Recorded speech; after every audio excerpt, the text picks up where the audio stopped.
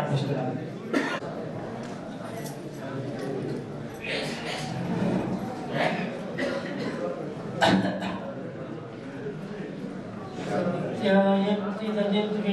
విశేషయుదయాయుక్తో జగద్రూపయ జ్ఞానేచ్ఛాకృతిరూపయ సహజయా సంతిష్టతే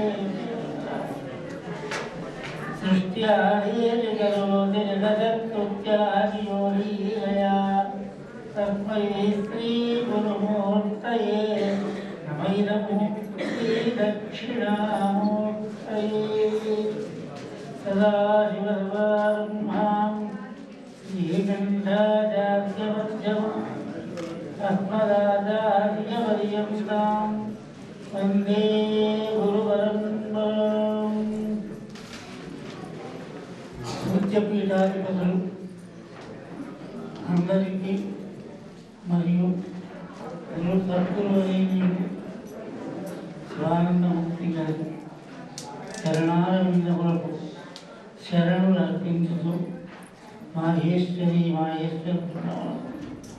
నిజముగా ఇంతకు పూర్వం ఒక మిత్రుడు చెప్పినట్టుగా జీవితంలో ధన్యమైనటువంటి దినంగా పరిగణించాలి. సహజంగా సద్గురు కృపను నేను మినహా ఇటువంటి పదవులు భరిస్తాయని నేను అనుకోవడం లేదు. కాబట్టి వారి అనుగ్రహం పరిపూర్ణంగా మా ఇంట్లో ఉంటుంది. సరే, ముఖ్యంగా మనది శైవ సంప్రదాయం. ఈ శైవ సంప్రదాయంలో అసలు మానవ జన్మకు సఫలత చతుర్థ పురుషార్థ సంపాదన, అంటే మోక్షాన్ని సంపాదించుకోవాలి. అటువంటి యొక్క సాఫల్యం కావాలి అంటే శాస్త్రముల యందు మనకు 3 మార్గాలు చెప్పబడతాయి: కర్మ, జ్ఞాన, భక్తి మార్గం.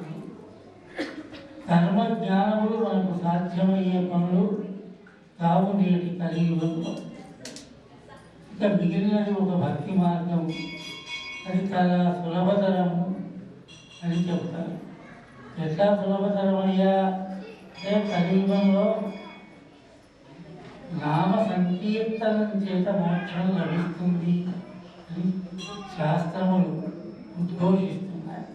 కలవు నామస్మరణం ముక్తి. ఆ నామస్మరణం అంటే అర్థం ఏమిటి? అది ఆ భగవంతుడి యొక్క మంత్ర జపంగా చెప్పబడుతుంది. అయితే ఈ భక్తి ఎట్లా ఉండాలి అనే దానికి ఆదిశంకరుల వారు అనుకూలం నిజబీజ సంతతి అయత్కాంతో పరం సూచిక సాధ్వీనైరయం గతాక్షితిరుహం సింధుస్తరికృపల్లం ప్రాప్నోతి యదా తదా పశుపదే పరార సుందరయం చేతో వృత్తిరుపేత్య తిష్టతి సదా సా భక్తిరిత్యుచ్యతే.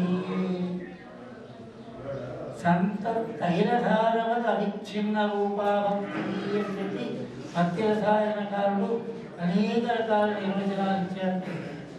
చాలా సులభమైనటువంటి నిర్వచనం ఏమిటయ్యా అంటే అంకోలం నిజబీజ సంతతి. అంకోల వృక్షం అనే వృక్షం తన యొక్క గింజలను తానే ఆకర్షిస్తుంది. అంటే భూమి మీద పడినటువంటి యొక్క గింజల్ని తాను ఆకర్షిస్తుంది. అంటే ఈశ్వరుని యొక్క చైతన్యం ఏదైతే ఉందో ఆ చైతన్యమే జీవుడు. ఆ జీవుడు భూమి మీద పడ్డాడు, వాడిని అవరే ఆకర్షించాలి. మరి ఆకర్షించడానికి ఒక మార్గం కావాలి. ఏమిటయ్యా అంటే అదే భక్తి మార్గం. అయస్కాంతో పరం సూతిగా. అయస్కాంతము ఎట్లాగైతే సూదిని ఆకర్షిస్తుందో కొంత దూరంగా ఉన్నప్పటికీ ఇనుప వస్తువుని దేన్నైనా కూడా అది ఆకర్షిస్తుంది. అదేవిధంగా మనస్సుని పరమేశ్వరుడు ఆకర్షించాలి. ఆ మనస్సుపై పరమేశ్వరుడు యందు లగ్నం కావాలి. సాధ్వీ నైజవిభం, ఒక పతివ్రత స్త్రీ తన భర్తను అనుసరించి వెళ్ళినట్టుగా, క్షితిరుహం, ఒక తీవ వృక్షాన్ని అల్లుకొనినట్టుగా, సింధు స్థలివల్లభం, నదులన్నీ కూడా సముద్రము చేరుకున్నట్టుగా, పశుపదే పాదార విందద్వయం, మన యొక్క మనస్సు వెళ్ళి ఆ పరమేశ్వరుడి యొక్క పాదార విందముల యందు లగ్నం కావాలి. అదే చేతోవృత్తి రూపేత్యతిష్టతి అన్నారు. మన చేతస్సు అంటే చిత్తం చేతో, హృదయం స్వాంతం బ్రహ్మాండం మన, అంటే వీరికి లక్షణములు శాస్త్రకారులు విభిన్నంగా చెప్పినప్పటికీ పోషకాలు ఏకార్థకములుగా చెప్పారు. అంటే మనస్సు వెళ్ళి ఆ పరమేశ్వరుడు యొక్క పాదాల విందముల యందు లగ్నం కావడం ఏదైతే ఉందో ఆ భక్తి రిత్యుచ్యతే అన్నారు. అది భక్తి గొప్పన్నాడు. ఇంకా ఆనందాతృ విరాటనోని దదనం నైర్మల్య తశ్చాదనాత్ వాచా శబ్దముఖే స్థితేన జఠరా పూర్తిం చరిత్రామృతం రుద్రాక్షైః రచితైః దేవవపుషా రక్షాం భవద్భావన పర్యంకే వినివేశ్య భక్తిజననీ భక్తాత్మకం రక్షేత్. ఇది కూడా ఒక రకంగా భక్తిని ఉద్దేశించి చెప్పినటువంటి ఒక శ్లోకమే. దీనిలో దేవ వపుషా రక్షాం భవద్భావన అంటే రక్ష అనేటువంటిది కావాలి ఈ శరీరాన్ని. ఈ రుద్రాక్ష ధారణం చేత రక్ష, ఆ రక్షని ఇచ్చి పర్యంకే వినివేశ్య భక్తి అని, భక్తి అనేటువంటి యొక్క మాత తన యొక్క పర్యంకమైన మనం నిలుకొని రక్షించుగాక, ఈ భక్తాత్మకం భక్తులైనటువంటి పాలకుని రక్షించుగాక. ఈ భక్తుని భక్తి అనేటువంటిదే సంప్రదాయం. ఈ సంప్రదాయంలో చేరినటువంటి యొక్క పరిగణన చేస్తే సంప్రదాయాలు మనకు ఎన్ని కనబడుతున్నాయి భరతఖండంలో అని అంటే, శైవంచ వైష్ణవం శాక్తం సౌరం గాణావనం కదా స్కాందంచ భక్తి మార్గం. ఈ 6 మార్గములు మాత్రమే భక్తి మార్గములుగా పరిగణింపబడుతున్నాయి అన్నాడు. అసలు మహిమ స్తోత్రకారుడైతే త్రైసాంఖ్యం యోగ పశుపతి పదం వైష్ణవమితి అన్నాడు. త్రైసాంఖ్యం యోగ పశుపతి పదం వైష్ణవం, ఇవి మాత్రమే అన్నాడు. సరే, కారణాలు చెప్పొచ్చు అక్కడ అతను ఎందుకన్నాడు అనడంలో. స్కాందము, గాణవత్యము, శాంతము ఇవన్నీ కూడా శైవాంతర్భూతములే, శివాంతర్భూతములే. శైవానికి ఒక అంగములుగా విలసిల్లినటువంటి యొక్క శాఖలే ఇవన్నీ కూడా. ఇంకా అటువంటి మార్గాలలో ఆద్యతమైనటువంటి యొక్క మార్గం శైవం. మరి ఆ శైవము పరిపూర్ణమైనటువంటి యొక్క శైవుని లక్షణం ఏమిటి అన్నప్పుడు, ఎందుకంటే వేదంలో సూచ్యార్థ సూచకా వేద, వేదములన్నీ కూడా ముఖ్యంగా స్పష్టత కంఠరవేణ చెప్పవు. సూచింపదగిన అర్థాన్ని సూచనా మాత్రంగా తెలియచేసేటువంటివే వేదవాక్యము. ఆ వేదవాక్యములలో సూచితములైనటువంటి పదాలని తీసుకొని ఇటు ధర్మశాస్త్రకారులు కానివ్వండి, ఆగమములు కానివ్వండి, పురాణములు కానివ్వండి, ఇవన్నింటినీ విస్తృతంగా ప్రచారం చేశారు. అందుకొరకే వేదార్థమును పురాణముల చేత, ఇతిహాసము చేత, ఇతిహాస పురాణాభ్యాం వేదం సంపృష్పయేత్ అంటారు. ఇతిహాసం వాక్యముల చేత, పురాణ వాక్యముల చేత వేదము వాక్యములను ఉపబృంహణం అంటే వృద్ధి పొందించాలి. వృద్ధి పొందించాలంటే అర్థం ఏమిటి? అందులో సూచన ఉంది. ఆ సూచనని మానవులకు విపులంగా తెలియచేయాలి. ఒకవేళ వేదార్థములు చెప్పదలుచుకుంటే ఏది ఇతిహాస పురాణాభ్యాం వేదం కనుకోవడం. వేదార్థములు చెబితే మామయం ప్రదరిష్యతి అన్నది. అంటే ఎవరైతే ఇతిహాస పురాణములు చదువుకోరో వాళ్ళు వేదార్థాన్ని చెబుతారో వాళ్ళు వేదాన్ని ప్రదరిష్యతి అట. కొడుతున్నారు, మోసగించుతున్నారు, చంపుతున్నారు అని అంట.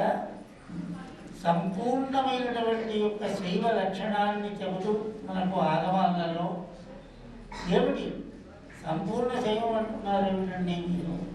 ఇక అసంపూర్ణ శైవం కూడా ఒకటి ఉందా అని అంటే అసంపూర్ణ శైవం కూడా ఉంది అని ఒప్పుకోవాల్సింది. సామాన్యాది భేదములతో కూడినటువంటిది కేవలం విభూతి ధారణ మాత్రమే చేసుకునేది ఒక శైవం. విభూతి రుద్రాక్షలు కలిపి ధరించేటువంటి శైవం ఒకటి. ఈ రెండు కాకుండా త్రిపాత్తన్మంత్రయామాచ అన్నాడు. అంటే ఏమిటి? మంత్రజపం శివపంచాక్షరి మహామంత్రాన్ని ఉపదేశం పొంది భస్మ రుద్రాక్షలు ధరించి మంత్రజపం చేసేటువంటి శాఖ ఒకటి. ఇవన్నీ కూడా అసంపూర్ణ శాఖలే. సంపూర్ణ శాఖ ఏదయ్యా అంటే యదాగమాంత విశ్రాంత దీక్షాత్రయరోహితం అంగత్రితయ సంబద్ధలింగత్రయ విరాజితం విశిష్టమష్టావరణైః పంచాచారాభిమండితం వర్ణాశ్రమీయ ధర్మాఢ్యం షట్స్థలజ్ఞానసంయుతం ప్రజల్పాదక్షయకరం ధర్మజ్ఞానసముచ్చయం జగద్గురుత్వాధికృతం సర్వవిద్యాసమన్వితం. అయ్యా ఆగమముల యొక్క అంటే ఆగమాన్ని పూర్వాగమములు ఉత్తరాగమములని రెండు రకాలుగా విభజించారు. అంటే అంతము అనే పదానికి అర్థం ఏమిటి అంటే ఉత్తరముల యందు ఉత్తరాగమముల యందు ప్రతిపాదింపబడినటువంటి దీక్షాత్రయంతో కూడుకున్నటువంటిది. ఏమిటయ్యా దీక్ష అంటే అదే శాంభవ దీక్ష. ఆ శాంభవ దీక్ష చేత జరిగేటువంటిది ఏమిటి అని అంటే అంగత్రితయ సంబంధ లింగత్రయ సుశోభితం. స్థూల సూక్ష్మ కారణములనేడు మూడు శరీరముల యందు ఇష్ట ప్రాణ భావలింగములనేడు మూడు లింగములను ధరింపజేసుకొని అష్టావరణములు భూతి రుద్రాక్ష గురు మంత్ర జప పాదతీర్థములనేడు అష్టావరణములతో కూడుకొని లింగాచార సదాచారములతో కూడుకున్నాయి. వర్ణాశ్రమ ధర్మములతో కూడుకొని ఉన్నది. అంటే వర్ణాశ్రమ ధర్మములు లేనటువంటి శైవం కూడా ఒకటి ఉంది. ఇది వర్ణాశ్రమీయ ధర్మాఢ్యం. వర్ణ ఆశ్రమ ధర్మములు ఈ రెండు కూడా శివ ప్రతిపాదితములు. ఆ శివ ప్రతిపాదితములైనటువంటి వర్ణాశ్రమ ధర్మములను పాటించకపోయినట్టయితే అది రాజాజ్ఞాబంధకుణ్ణాం అంటారు. దండో హి నరకో యథా. ఎట్లాగైతే రాజాజ్ఞను ఉల్లంఘించినట్టయితే భటులు దండిస్తారో అదేవిధంగా వర్ణాశ్రమ ధర్మ పాలన చేయకపోయినట్టయితే నరకో దండో యథా. నరకమే దండంగా ప్రాప్తిస్తుంది. కనుక అటువంటి వర్ణాశ్రమ ధర్మ పరిపాలన చేయించు షట్స్థల జ్ఞానముతో కూడుకొని వెంటనే పాశ విముక్తికరమైనటువంటిది. పాశము అంటే బంధము. ఆ బంధము నుండి ముక్తిని ప్రసాదించినటువంటిది. కర్మజ్ఞాన సముచ్చయం.